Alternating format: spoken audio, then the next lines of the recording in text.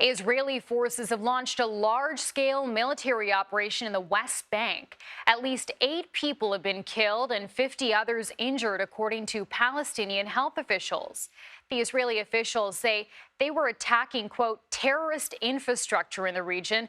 The army released a video earlier this morning purportedly showing soldiers moving into a building in the city of Jenin that had been damaged by a strike. Following the latest from London is CBS News foreign correspondent Ramy Inocencio.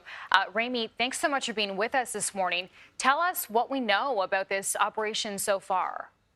Hey there, Chanel. Yeah, what we know is that today's strikes are the biggest in about 17 years. That's from an Israeli army spokesman who said that the offensive today involved a force that was the size of a brigade. Now, that implies up to 2,000 troops have actually gone into Jenin. It started at about 1 a.m., first with several drones hitting the city, and then those troops that you mentioned going in. The army says it was targeting a command center for Palestinian militants.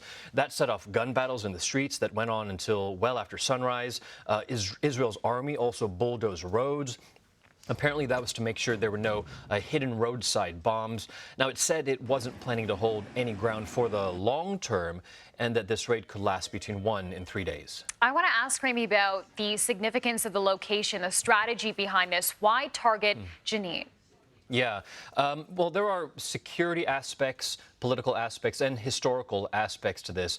Security-wise, it is very well known that Fatah, Hamas, and Islamic Jihad all have a presence in the city with hundreds of armed fighters. And today, Israel's army described the city as a kind of hornet's nest for terrorists, and that the building they hit was an advanced observation center and a weapons site.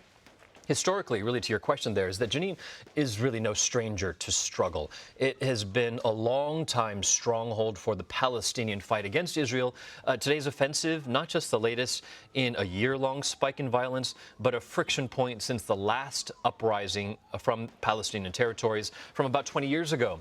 And, of course, politically, remember that the makeup of this current Israeli government is the most far-right in modern history. Its national security advisor recently called for Israel to kill thousands of militants and said he was actually publicly praying for their success. Wow. I wonder what locals there are feeling. Are there fears that this could spark even more violence in the coming months? Sure. You know, there's always a fear, and often revenge does, in fact, happen. Israel's last major raid on Jenin was really just last month.